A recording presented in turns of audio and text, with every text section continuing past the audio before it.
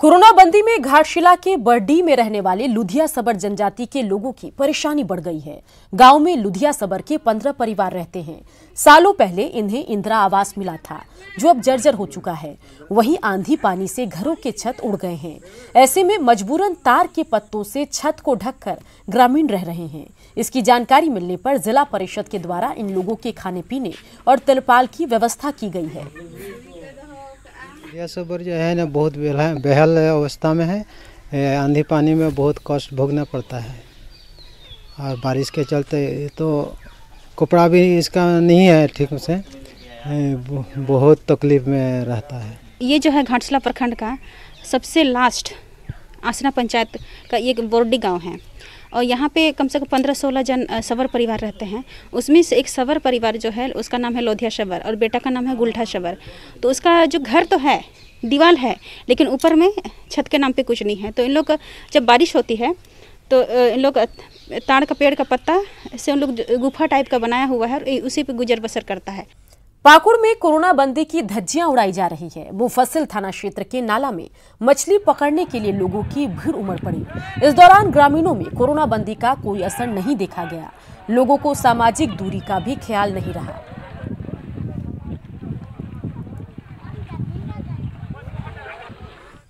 चतरा से 35 मजदूरों ने फरार होने की कोशिश की। ये सभी मजदूर पश्चिम बंगाल के पुरुलिया के रहने वाले हैं, लेकिन मयूरहंड प्रखंड में कराए जा रहे अंजनवा नहर निर्माण कार्य में लगे थे।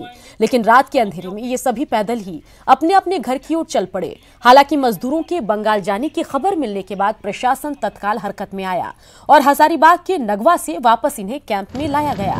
डीएसपी ने मजदूरों को कोरोना बंदी का पालन करने का सख्त निर्देश दिया है। समझदारी का परिचय दीजिए। हम लोग भी समझ रहे हैं, हम लोग जितना हो सके आप लोगों के लिए मास्क भी बंटवाएंगे, उसका उपयोग कीजिए।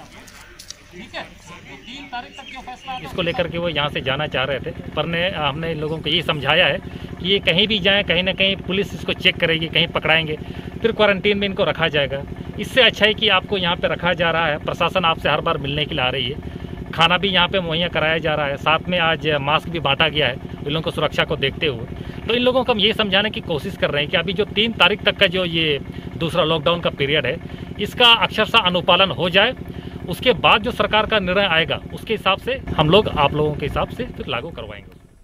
सरायकेला में 14 दिनों की क्वारंटीन पीरियड खत्म होने के बाद क्वारंटीन सेंटरों में रहने वाले लोग अब अपना घर जाना चाहते हैं। आश्रय गृह में ओडिशा के झारसुगुड़ा के 5, मुर्शिदाबाद के 9 मजदूरों को क्वारंटीन किया गया, लेकिन इनकी क्वारंटीन अवधि खत्म हो चुकी है और इनमें कोरोना के कोई भी लक्षण दिखाई नहीं दे रहे। ऐसे में अब इन लोगों ने प्रशासन से घर भेजने की गुहार लगाई।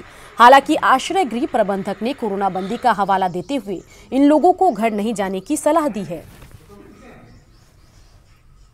काफ़ी परेशानी होती है हम लोग को सुन के, लेकिन हम लोग क्या करें, लोगों को समझाना पड़ता है कि घर में जाने से भी आप लोग को दिक्कत हो सकता है, कि आप लोग वहाँ भी जाइएगा तो आप लोग को एक्सेप्ट करेंगे कि नहीं करेंगे। घर में भी काफ़ी दिक्कत हो सकता है, बाल बच्चे हैं, बीवी हैं। गढ़वा के महुलिया गांव के पंचायत भवन को क्वारंटीन सेंटर बनाया गया, जिसमें 12 लोगों को रखा गया है, लेकिन सरकार द्वारा फंड नहीं मिलने से सेंटर बंद होने के कगार पर है। मुखिया ने किसी तरह क्वारंटीन सेंटर में रहने वाले लोगों के लिए खाने पीने की व्यवस्था की है, लेकिन वो भी अब फंड नहीं मिलने पर हाथ खड़े कर रहे हैं।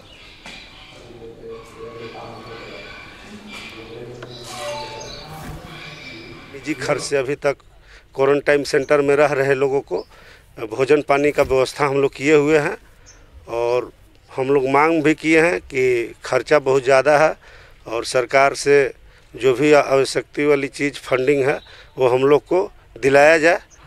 भुगतान अगर नहीं होता है तो कब तक इस तरह क्वारंटाइन सेंटर को चलाया जाए। अगर इस तरह से भुगतान नहीं होगा तो 22 पंचायत हमारे गढ़वा प्रखंड में वो बंद के कगार पर हो जाएंगे।